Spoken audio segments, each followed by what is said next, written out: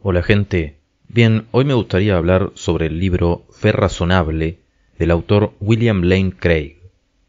Este autor es nacido en Estados Unidos en 1949 y es uno de los autores que ha contribuido en los últimos tiempos al desarrollo y perfeccionamiento de algunos argumentos racionales a favor de la existencia de Dios. Este video lo voy a estructurar hablando en un principio del libro para después explayarme de una manera más personal en una conclusión. Recuerden que esto es una introducción porque el tema es bastante complejo. Como mencioné antes, el autor forma parte de una corriente que intenta defender la existencia de Dios desde los razonamientos y la argumentación lógica. También esto está relacionado con una perspectiva cristiana. Ya desde el comienzo del libro se nos explica que los tiempos actuales tienen una mezcla entre la emoción posmoderna y la razón moderna, y desde ese punto de vista es necesario contar con argumentos lógicos e intelectuales para poder justificar la propia fe. Hay mucha gente alrededor del creyente que va a pedir ese tipo de argumentaciones, y eso, además de fortalecer al creyente, también puede ser persuasivo para el no teísta. En ese sentido, el contexto en el que se encuentra hoy por hoy el cristiano promedio es una sociedad secularizada desde los tiempos de la Ilustración, es decir, una sociedad que fue dejando de lado todo lo sagrado, donde además hay muchos seguidores no practicantes de la fe que no suelen argumentar muy bien. Suele haber personas que se basan en el mero acto de fe para justificarse, y también hay quienes creen por el seguimiento de aquello a lo que le dan autoridad, por ejemplo la Iglesia o las Escrituras, y en parte eso los lleva a creer. En ese sentido, el autor hace un breve repaso histórico en el cual menciona cómo San Agustín tenía entre sus argumentaciones algo de fideísmo, es decir, simplemente justificarse con la fe, algo de seguimiento de la autoridad y algunos argumentos racionales. Varios años más tarde, Santo Tomás de Aquino ya argumentaba de una forma mucho más lógica que caracterizó la mayor parte de su trabajo. No todo su trabajo, pero sí la mayor parte. Este tipo de razonamiento y argumentaciones fue variando según épocas, y ahí es cuando Lane Craig va explicando cuáles fueron los factores históricos que determinaron los distintos métodos para explicar la fe. Hay quienes, por ejemplo, pensaban que es necesario primero creer para luego saber, y así describir esa suerte de fenómeno, mientras que tal vez con Tomás de Aquino se inauguró un tipo de explicación lógica más intelectualista. Varios años más tarde, los teístas que formaron parte de la llamada Ilustración intentaron tener argumentaciones racionales. Por ejemplo, se podría mencionar a John Locke, aunque, a decir verdad, en ese aspecto aportó mucho más Aquino sin ser un ilustrado varios años antes, porque, como sabemos, la época de la Ilustración dejó como resultado más bien al ateísmo. Desde el momento en el que se desarrollaron distintos métodos para explicar a Dios y distintas ramas de la teología, obviamente también surgieron discusiones alrededor del tema de si el racionalismo alrededor de la fe era o no algo cristiano. Estas polémicas estaban, en definitiva, relacionadas con algo que ya mencioné antes, la idea de que la fe llega a la persona por obra del Espíritu Santo y, según algunos teóricos, no sería necesario un entendimiento racional. Otra rama de la teología que se desarrolló en esos tiempos por el bando racional fue la del análisis histórico, que trataba de confirmar si lo que se narraba en la Biblia, sobre todo en el Nuevo Testamento, realmente contaba con evidencias para ser posible. Y podemos decir que con el tiempo esta ramificación se volvió importante, porque no solo algunos eventos se pudieron confirmar, sino que también se complementó con todo lo que es la arqueología bíblica, que con el paso del tiempo fue confirmando que varias ciudades mencionadas o también regiones efectivamente existieron. William Lane Craig, entonces, después de hacer ese repaso, coincide en que la fe es obra del Espíritu Santo, es algo que ocurre por gracia divina, pero también está convencido que el argumentar de manera lógica es una herramienta que puede orientar y aproximar a los no creyentes para que en última instancia pueda ocurrir el fenómeno de la fe.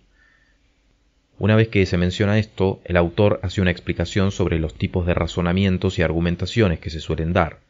Se explica en un principio lo que son los razonamientos deductivos y los inductivos, y esto, como bien sabemos, se puede complementar con los diccionarios de falacias. También puede ser complementado con lo que son los métodos abductivos para llegar a conclusiones o al menos a probabilidades. Un tipo de apologética que se menciona en el libro y que es distinta de la que venimos explicando, pero que también se considera lógica, es la llamada cultural, que lo que hace es exponer cuáles serían las consecuencias negativas en la vida de las personas al excluir a Dios. La persona quedaría sumida en una especie de relativismo y no dejaría de ser religiosa realmente, sino más bien convertiría a ideologías, hábitos, personas o dependencias en sus nuevas religiones, que además le fallan, lo cual llevaría a una suerte de angustia existencial. También se menciona que tanto el ateísmo como el agnosticismo tendrían una suerte de imposibilidad práctica, porque al quitar a Dios, quitan la fuente de los valores objetivos, y si fueran congruentes tendrían que seguir modos de vida totalmente nihilistas. En lugar de eso, rechazan la creencia, pero contrabandean los valores y se los quedan. Alrededor de esa temática se menciona la teoría de la mentira noble, que sería algo así como un punto de vista ateo o agnóstico, en el cual se concibe que Dios tiene un beneficio cívico o psicológico, pero que realmente o bien no se puede saber si existe, o bien se afirma rotundamente que no existe. En ese pensamiento, Dios sería como una especie de herramienta creada para garantizar la supervivencia de las sociedades. Otras corrientes que se pueden mencionar son las que hicieron diferentes tipos de estudios bíblicos según categorías. Entonces hay quienes encuentran un Jesús político, uno espiritual, ciudadano, familiar, uno que hacía milagros, otro predicador, etc. Y relacionado con esto es que se pueden entender las contraargumentaciones para los estudios históricos, porque lo que muchos suelen decir, especialmente en la posmodernidad, es que siempre va a haber un sesgo personal a la hora de analizar la historia. Si bien eso tiene algo de cierto, la realidad es que la historia puede ser comprobada mediante evidencias que se van encontrando. Una vez que el autor llega a este punto, enumera los principales argumentos racionales que desde hace ya siglos, en algunos casos, se pueden utilizar para probar la existencia de Dios. En este caso pueden ver los nombres de esos argumentos y algunas recomendaciones de fuentes para consultar e ir entendiéndolos, porque créanme que van a necesitar idas y vueltas para comprenderlos.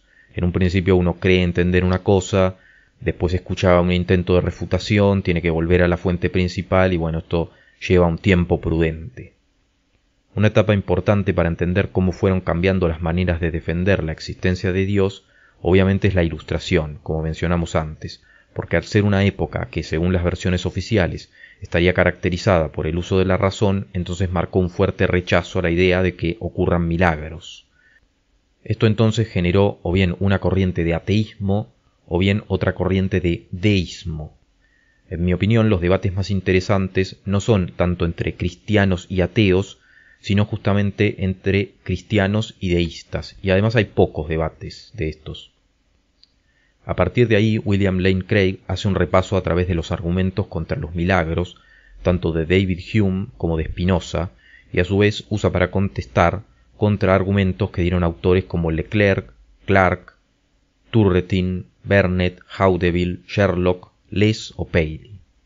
Básicamente lo que se podría decir sobre este tema es que primero se nos invita a revisar si lo que consideramos leyes naturales realmente lo son, porque tal vez sean eventos repetitivos o más recurrentes, pero que no necesariamente son leyes, y cuando la voluntad divina lo decide, podrían ocurrir sucesos excepcionales. Además, se marca cómo, muchas veces, los eventos que son interpretados como milagros ocurren en un contexto religioso, cuando efectivamente se los espera, lo cual anula bastante la idea de que sean algo que ocurre casualmente por efecto de la naturaleza. Además, anularía otras teorías, como que esos sucesos pueden ser obras de entidades extrañas que tienen la capacidad de obrar, pero que no son Dios. Si bien estos autores dan respuesta a Hume o Spinoza, hay que aceptar que con el paso del tiempo estos dos autores ganaron más popularidad y sus posturas quedaron retratadas como las verdaderas.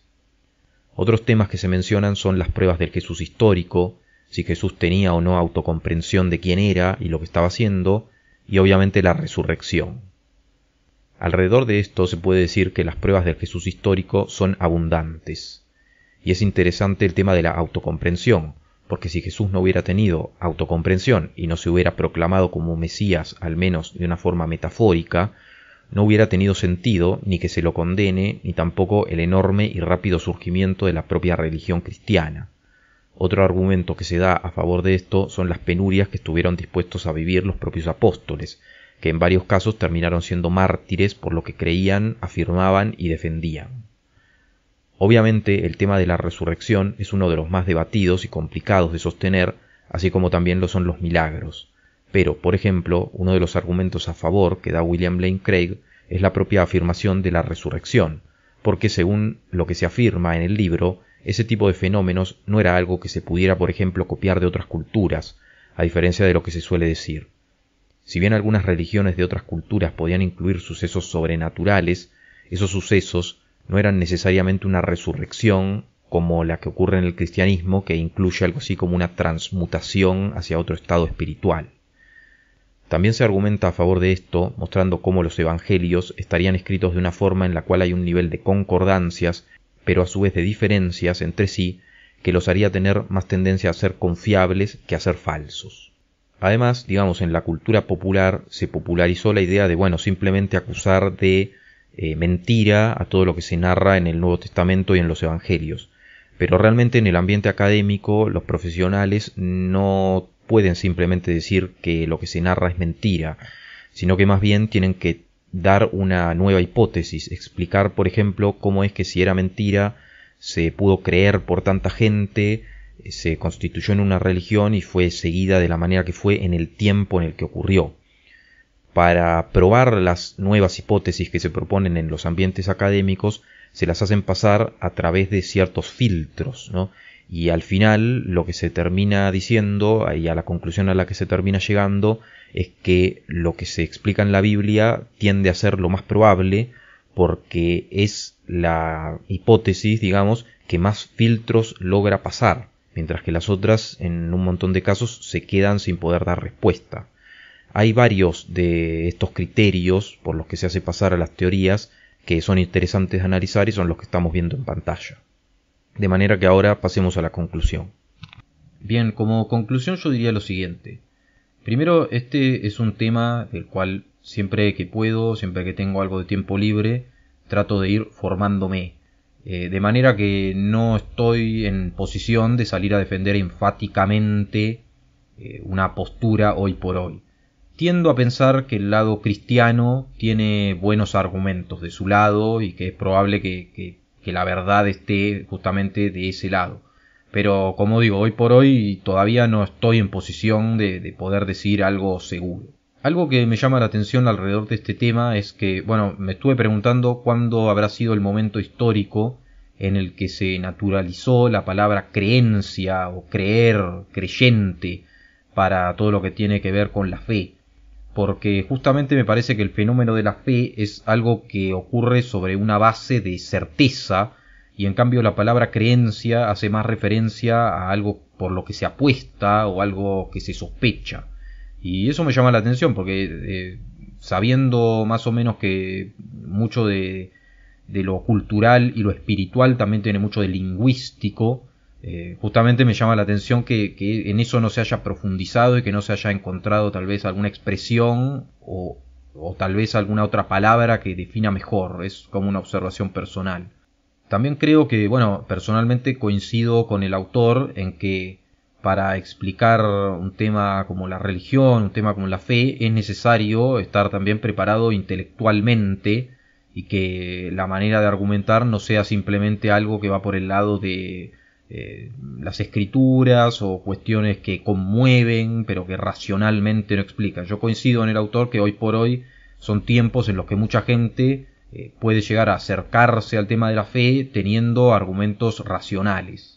De una forma parecida también creo que mucha gente tendría que estudiar toda la parte estética, histórica que tiene, por ejemplo, el catolicismo, que en su momento, tuvo esculturas o pinturas o justamente cuestiones así en las propias iglesias que iba fundando, porque a partir del siglo XX en adelante pareciera como que ese aspecto fue entregado por completo a ciertos espacios culturales, y pareciera que el cristianismo, que tiene toda una historia enorme alrededor de eso, no quiso tener más un rol importante. Otro punto que me llamó la atención es el de la apologética cultural, porque efectivamente en muchos hábitos compulsivos que uno ve que tiene gran parte de la sociedad, sobre todo en las ciudades medianas a grandes, yo tiendo a pensar que tiene que ver con eso, como que muchos de esos hábitos son como un reemplazo mal hecho de lo que generaría la religión en muchas de esas personas. En lo personal, durante por lo menos los últimos 4 o 5 años, yo he sido como una especie de agnóstico que también en parte creía en el tema de la mentira noble. O sea, creían que las culturas un poco como que inventaban a Dios y lo generaban de una cierta manera para que eso tenga un impacto en la sociedad y en la psicología, y que entonces esa sociedad se mantenga estable.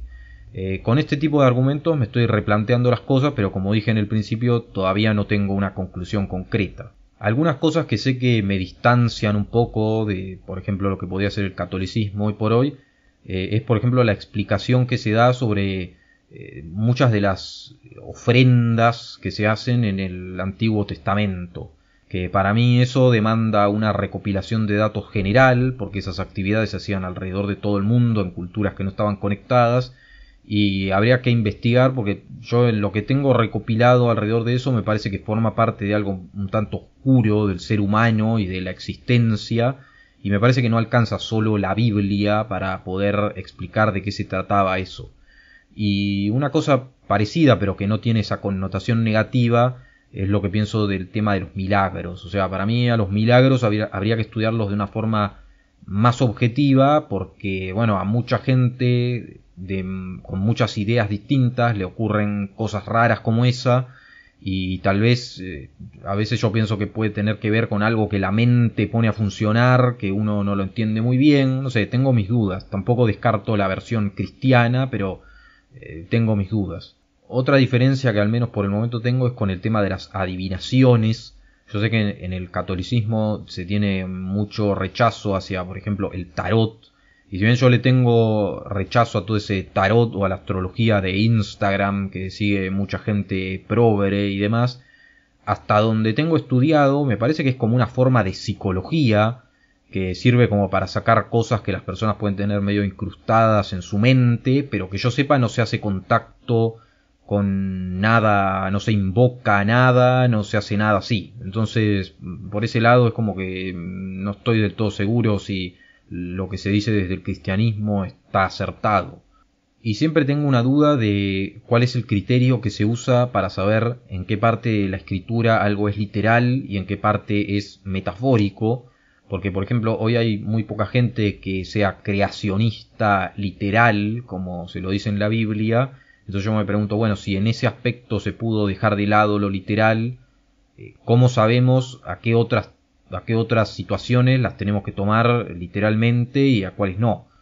Pero bueno, en general igual suelo tener valores parecidos, y eso es lo que dentro de todo hace que me vaya acercando para ir sacando dudas, ¿no? Así que bueno, esto es lo que pienso más o menos del tema de religioso hoy por hoy. Iré buscando y si tengo que llegar a algo ya llegaré. Pueden dejar lo que piensan en comentarios, sería interesante leer. Así que bueno, gracias por ver este video y nos vemos en el próximo. Un saludo.